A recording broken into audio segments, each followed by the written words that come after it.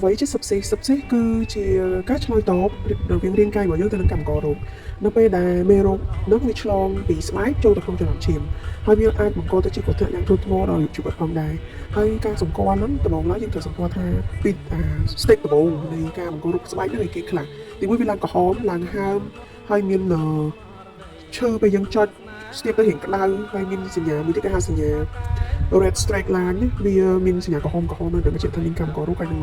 បញ្ជាក់ថាមានការរាលដាលហើយមានសញ្ញាផ្សេងទៀតដែលយើងត្រូវមើលក្រៅពីទាំងអស់ខាងលើគឺអាចមានក្តៅខ្លួនទៅពី38អង្សាឡើងឬក៏ក្តៅជាងនឹងមានអារម្មណ៍ថាហត់នឿយអស់កម្លាំងអត់ស្រួលក្នុងខ្លួនល្ងាចញាក់បេះដូងដើរញាប់ជាងមុនហើយមានសញ្ញាមួយទៀតគឺគាត់រៀងវែងឬក៏និយាយថាអូខ្ញុំអាចនឹងស្លាប់ហើយអញ្ចឹងទៅមួយទៀតសញ្ញាដែលយើងត្រូវតែប្រយ័ត្នមែនទែនគឺក្រហមហ្នឹងក្រហមហាមហ្នឹងកាន់តែរីករាលដាលលឿនទៅក្តៅខ្លួនខ្លាំងទៅឈឺកាន់តែខ្លាំងហើយចុចទៅប៉ះអត់បាននេះគឺខ្លាំងមានខ្ទុះមានទឹកល្ងយហើយឡើងស្បែកកន្លែងហ្នឹងមានពណ៌ខ្មៅឬក៏ដូរពណ៌ហើយមួយទៀតគឺពាក់ព័ន្ធជាមួយនឹងបេះដូងដើរញាប់ខ្លាំងចង្វាក់ដង្ហើមញាប់ខ្លាំងហើយនឹងមានសញ្ញាវង្វេងសន្លឹមឬក៏គាត់បាត់បង់ស្មារតីហើយសម្រាប់បើយើងការវិវត្តរបស់ស្បែករបស់យើងវិញដំបូងវាវិវត្តជា local infection ទៅក្រោយមកវាជ្រាបចូលពីម្ដងទៅជាការជ្រៅអញ្ចឹងមករីករាលដាលដល់ចូលចរន្តឈាមនឹងហើយសម្រាប់ការពារអត់មានអីទេគឺយើងគ្រាន់តែសម្អាតដៃឲ្យបានស្អាតល្អបើសិនជាមានមុខរបួសយើងត្រូវតែលាងសម្អាតមុខរបួសឲ្យស្អាតហើយប្រើទឹកកម្ចាត់មេរោគទៅដើម្បីឲ្យ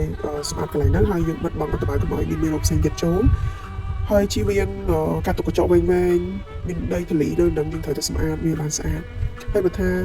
មានការប្រើម្ជុលឬក៏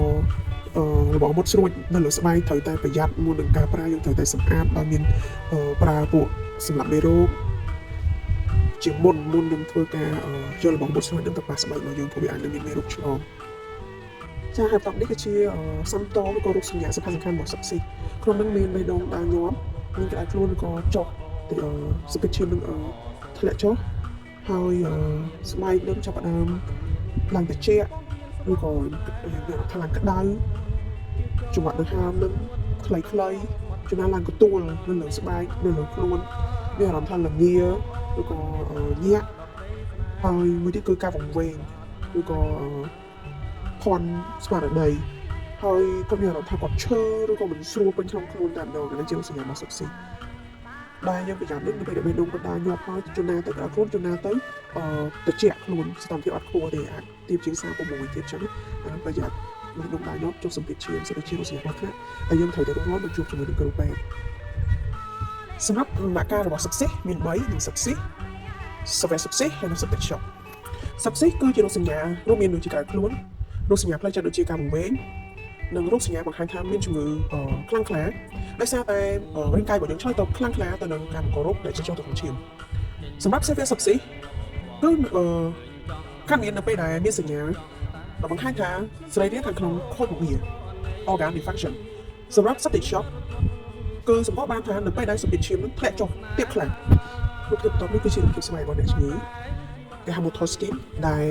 កើតឡើងដោយសារតែអាចកង្វះអុកស៊ីហ្សែន